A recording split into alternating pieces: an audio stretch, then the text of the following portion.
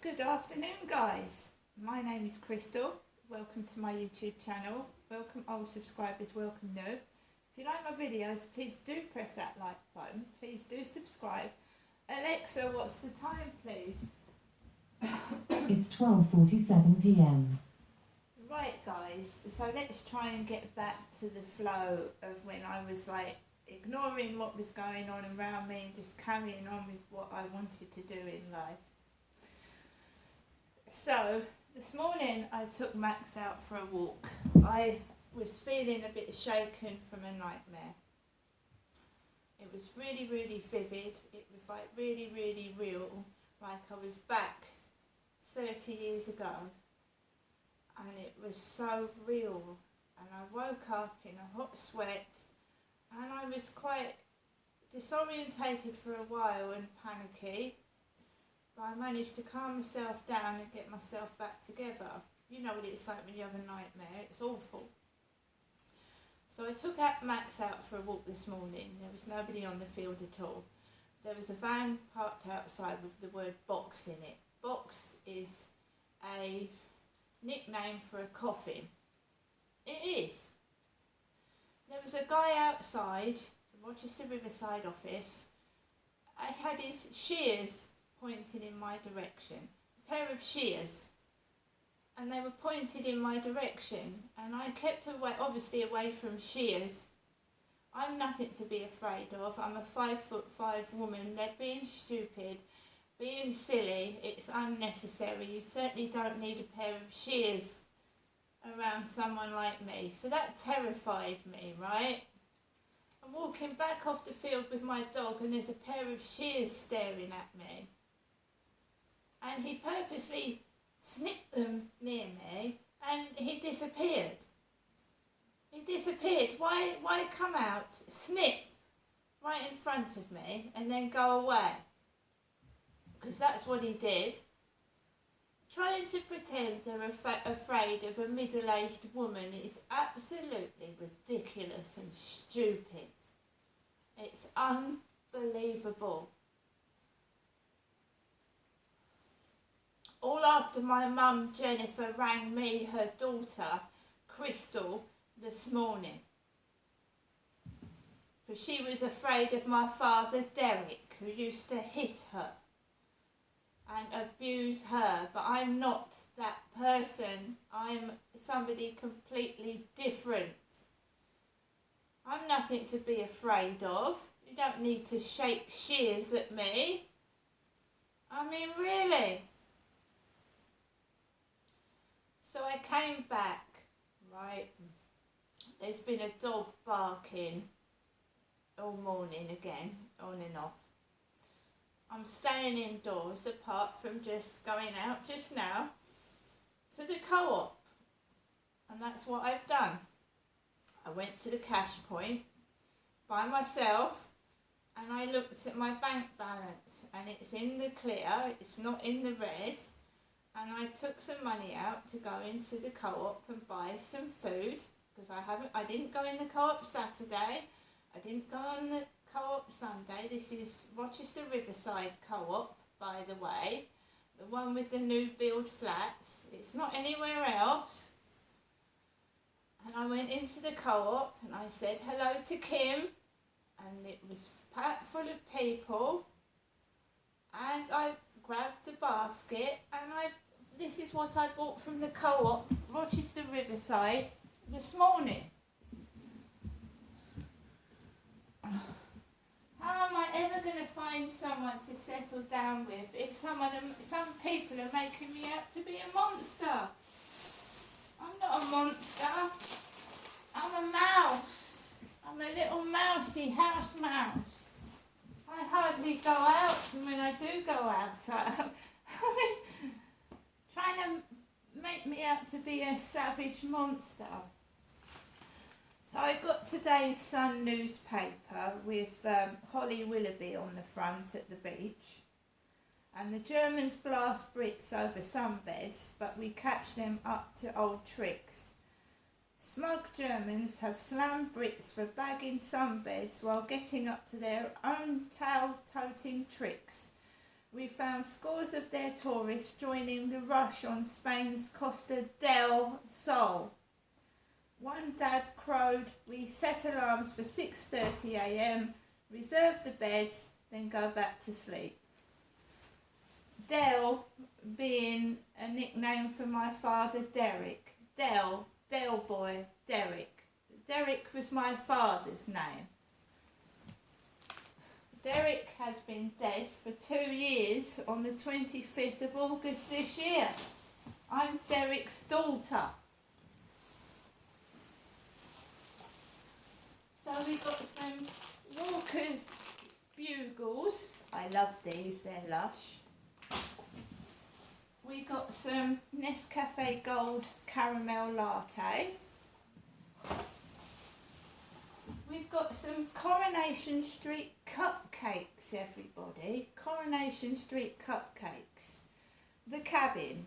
Rhubarb and custard cupcakes. Coronation Street. It's a bit like this place down here. Coronation Street cupcakes.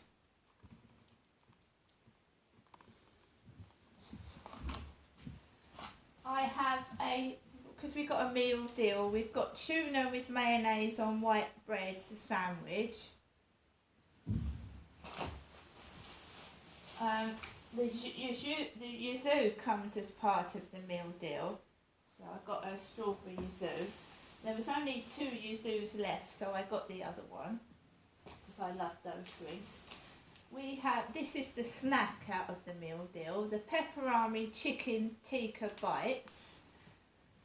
Pepperoni chicken tikka bites. And I got a Costa regular latte. Costa regular latte from the Costa Express machine in the co-op. And we also got some McVitie's BN mini rolls, raspberry mini rolls. Right. I wanted some jelly babies. No jelly babies. The yuzus have run out. So the shelves aren't being filled up. Once something's empty, it's gone at the moment. So my jelly babies aren't there. I miss my jelly babies. Just going to sip my Costa. I got a scratch card. I think it's quite bad that when you pay £5 for a scratch card, you know, they don't even give you £1 back. That's a bit rough. Paid £5 for a scratch card and didn't get £1, got nothing. I mean, when you pay over a few pounds, they should give you at least 50p a pound back. I mean, it's ridiculous. How much money are they making? I mean, how many winning cards in a row? I bet there isn't many. Just to spend £5 and not even get £1 back, that's quite bad. But there you go. I also had a Magnum Double Sun Lover White Chocolate Mango Coconut Lolly. Right, so when I left the building, someone was having a Sainsbury's delivery. They were having a Sainsbury's delivery, a lorry was parked outside. I walked outside the flats, I walked up the path. I checked my bank balance at the ATM. It wasn't printing receipts, it hasn't done since I've ever used it, printed a receipt. So I have to use my memory to remember how much I've spent and how much has come out of my bank account. I went into the shop. I wasn't feeling particularly in a good mood, but I didn't get cross or upset with people. It's not their fault. But someone on Flirt Finder decided to be spiteful and nasty. And how many Garys are there in the world? Gary? I just keep getting on Facebook dating people called Gary. It must have been about the 5th Gary that's contacted me on Facebook dating this week. Are you taking the piss?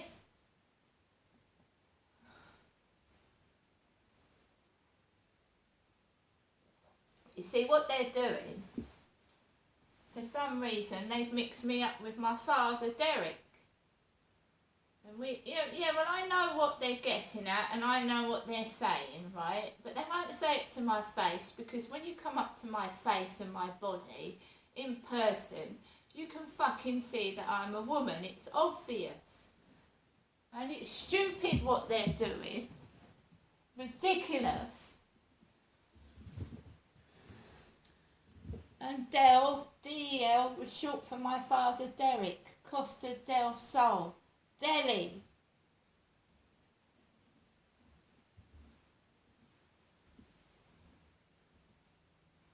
Alexa, LBC Radio. LBC London from Global Player. Reading a paper today of this barge. Yes. I was thinking, supposing there was, a real fire, because I don't actually think there was a real fire at the hotel, but, I mean, would they be able to get off? It just seemed in the picture that there was just a sort of small kind of road bit that sort of led on to the entrance of the barge, and I was just thinking, these people are just not going to be able to get off in time. It seems unlikely that a policy designed to actually decrease the quality of these people's lives will have paid an awful lot of attention to looking after them. But there are laws in place. Of course, they started complaining about the laws last week. They complained about the fire brigade expressing concerns. They complained about lawyers expressing concerns. So anyone expressing the concerns that you're expressing is part of the problem, Sarah. I hope you understand that. It's just, I just think this is just horrendous. It's performatively barbaric, and the question is how many people are going to love it, how many people are going to lap it up, and why don't any of them ring me anymore? And just to add to your concern, Sarah, the outbreak management plan for the barge was released after a freedom of information request to NHS Dorset, and it showed that many people could be infected if there were to be an outbreak of a disease such as diphtheria on board. But why would they worry about stuff like that? Because it's only asylum seekers getting diphtheria. It's not real people. And that, I guess, is the point.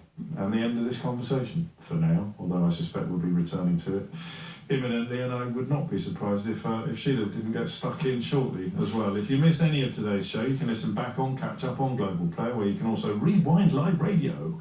All LBC's shows are there, as well as the world's greatest podcasts. You can stay up to date with all the latest news from LBC. So rewind live radio on Global Player. Download it for free from your app store or head to globalplayer.com. Coming up at 4 on LBC, it's Ben Kentish. But now it's time for Sheila Fogarty. Thank you very much, James. On the Bibby Stockholm, we'll find out soon enough, I guess, what living on this barge is like. But why exactly are we using it for asylum seekers, and why has Labour said it will continue to do so temporarily if they win power? This this barge, has the capacity for around 500 people. The backlog of asylum claims is 170,000 and counting. So why a barge? Why put the focus on a prison ship, as it was described just now by caller to James, who used to live on it? Who broke the immigration system? The Conservative government, of course. Who'll fix it? Labour?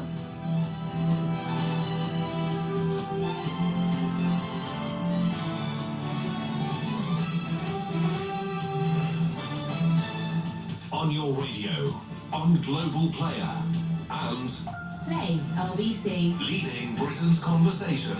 This is LBC. From Global's newsroom at 1 o'clock, the first group of asylum seekers have arrived on a barge in Dorset. A Home Office minister has suggested the Bibby Stockholm could house 500 people by the end of the week. It's part of plans to stop the use of hotels as accommodation while they wait for their asylum claims to be processed.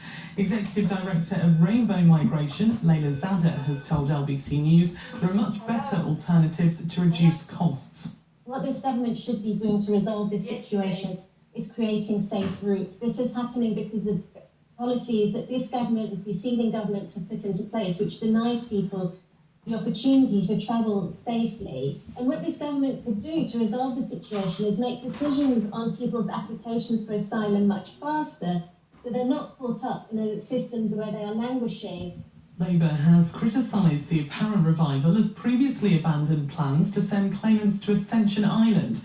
It's understood to be a Plan B should the Rwanda scheme fail. A survey of Virgin Atlantic pilots seen by LBC shows growing concern about fatigue.